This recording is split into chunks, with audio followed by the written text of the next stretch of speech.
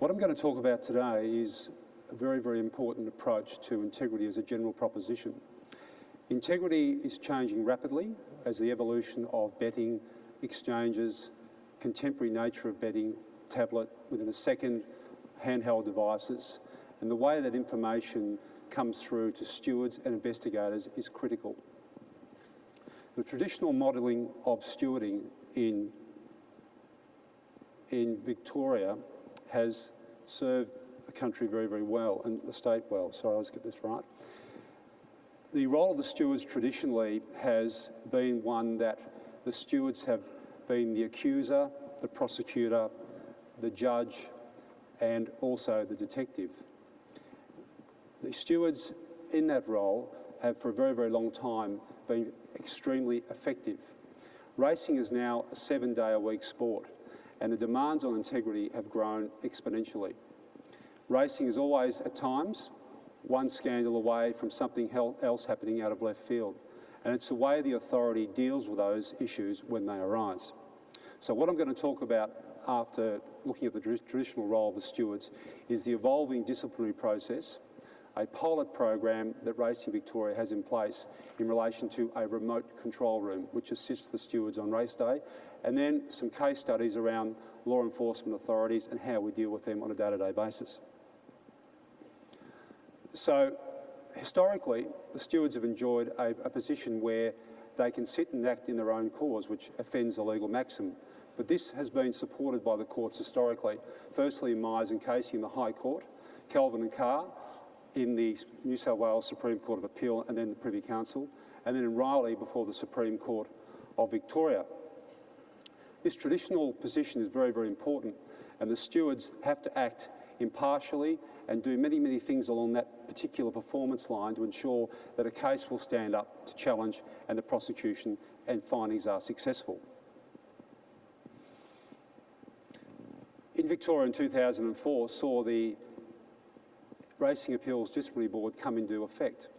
What that effectively did was an evolution in terms of how the process worked. The stewards in relation to serious offences became essentially the prosecutor. No more did they sit and act in their own cause. But what this did do was free the stewards up, because what they were able to do when they were as the detective was be really, really precise and invasive in their questioning, be more aggressive in terms of how they went about their investigation, because they didn't have to sit there and think about the legal consequences if they fell into an error in law. So the Red Board came to effect for serious offences in 2004, and it basically operates. The stewards present their case before the board, before a judge or a lawyer of more than 7 years' experience as the prosecutor. The people that come before the board are the subject of the charge or the inquiry are entitled to legal representation. The participants in Victoria felt that this was a fair position to be in because they had an opportunity to have their matter heard by an independent arbiter. Not that there was anything historically wrong with what the stewards were doing previously, but this was a more acceptable approach in a contemporary racing environment. In 2008, after a scandal with Racing Victoria's Chief Executive Officer, Judge Gordon Lewis reviewed the integrity insurance in Victoria. He looked at many things, the structure of Racing Victoria, the structure of its integrity department, and furthermore looked at the RAD Board and the way it operated. Universally, the RAD Board has been praised for the manner in which it hears cases, its speediness, its independence, and the way it has effectively reduced appeals to the next level.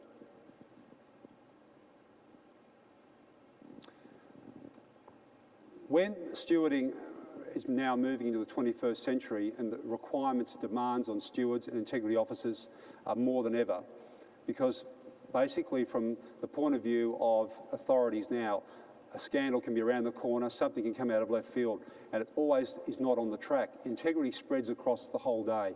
It starts in the morning, it finishes at night, it continues on. It's no more confined to the racetrack, it is now in every part of where racing intersects. The control room pilot program is running at the Caulfield Racecourse. It has been going since 2013. It is a remote room which offers the stewards timely information around race analysis, betting information, and also form analysis. This room enables and relieves stewards from their responsibility on race day because the stewards have control of the race course.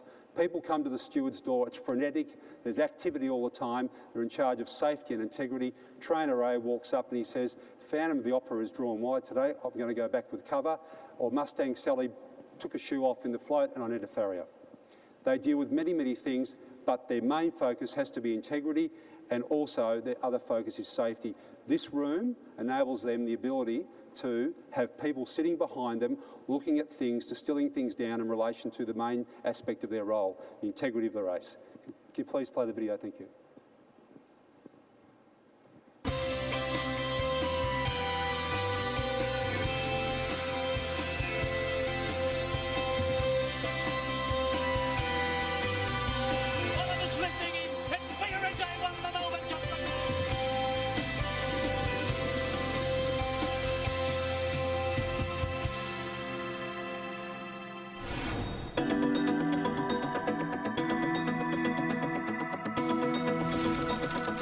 Thanks, Andre. What have we got the first 2400 metre race? Sneak a peek or lob into a handy mid spot in the 2400. It was about 12 months ago that we used Caulfield as a pilot for the control room, and we're pleased with what we've established and found so far. We've got expert analysts as far as the form is concerned, the betting's concerned, tactics adopted by riders in races, and we've got people in what we believe are certainly experts in their field to assist the stewards back at the track. One bull pit's been $10 into $6.50.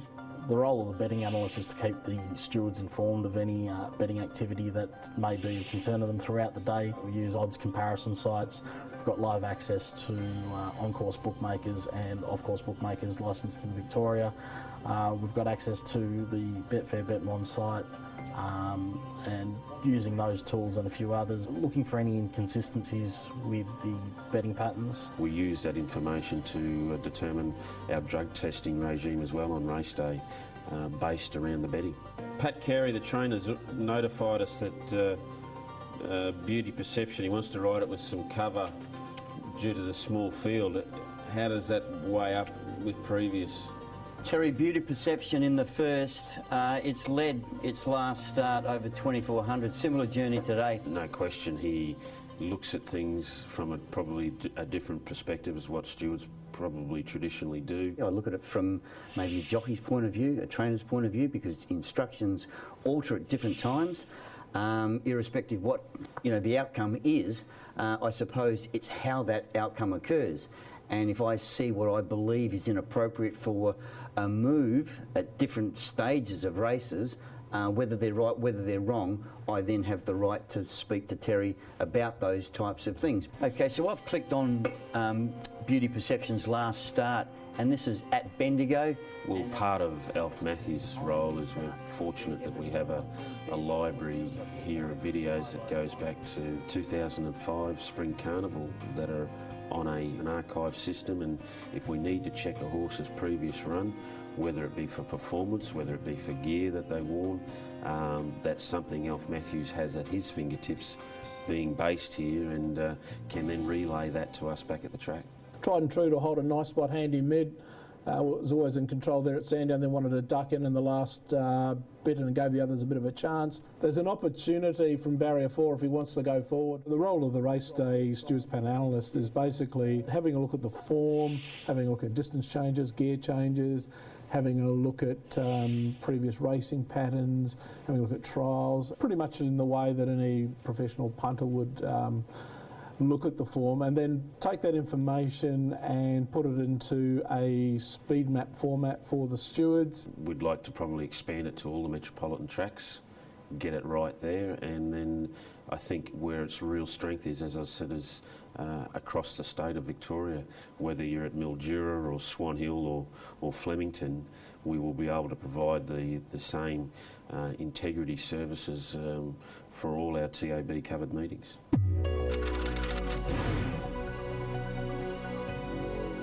The whole Hawkeye system basically captures the footage that we already get. We can have a look at 4 different angles of an incident, all on the one screen, all at the one time, compare them at the same time, dice and splice to your heart's content. Incidents at the barrier, you can pause it and blow it right up, and if a horse is badly away at the start, it really is something that would be a major benefit for us. I think it certainly fits the requirements here in Victoria, given the amount of race meetings we have, and personally I think it's simply the way to go as far as taking integrity to another level in horse racing.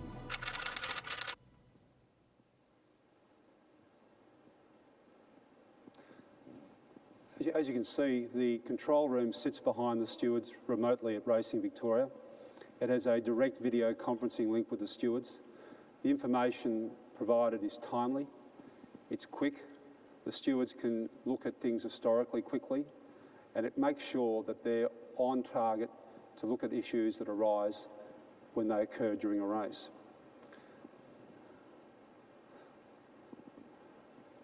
It also has advantages with our horse sampling selection process, identifying questionable rides quickly, and also leads to the lines of questioning to tactics adopted by riders when there's a query. I just want to touch on now, I'm running out of time, and I'll try and get this as quickly as I can, Andrew, the relationship with law enforcement authorities. In Victoria, we've had a number of major integrity incidents in the last 3 or 4 years which have involved law enforcement authorities. This has created some complexities around how stewards and integrity officers handle these issues.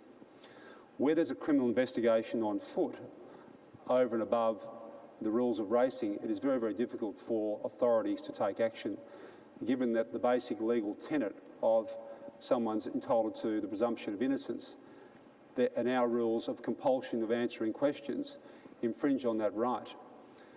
Police have historically conducted their investigations first, and to the disadvantage of racing, that's left us in a position where we've suffered much media criticism, public interest, and the brand from time to time has suffered. So it's critical that when something arises, the authority has the capability of dealing with it and deals with it quickly.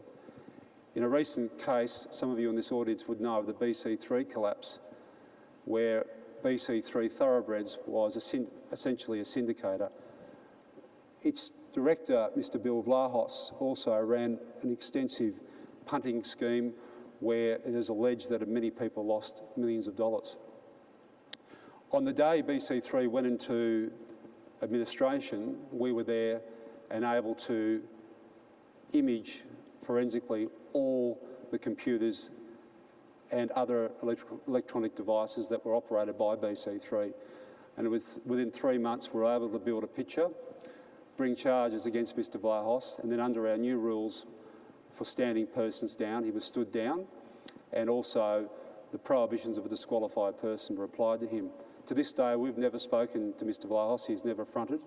There is a police investigation on foot, and he's before our disciplinary board now.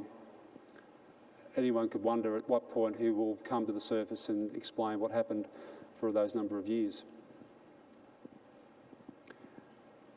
We also are in a position where there are impediments to the exchange of information between law enforcement authorities and racing authorities, especially in Australia and particularly in Victoria. The Telecommunications Interception and Access Act provides law enforcement authorities with the ability to tap telephones under warrant.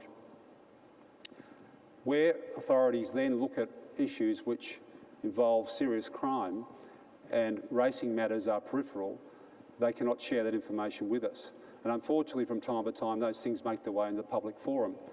And it looks like the authority is paralysed. It's the same with the Crimes Act in terms of what the police can hand over to us at the end of the investigation. We're seeking legislative change to try and ensure that we get information in a timely manner, because there's nothing worse from where an authority has its hands bound and cannot deal with a matter quickly. Can they be overcome? Well, in time, I hope so. Thank you very much.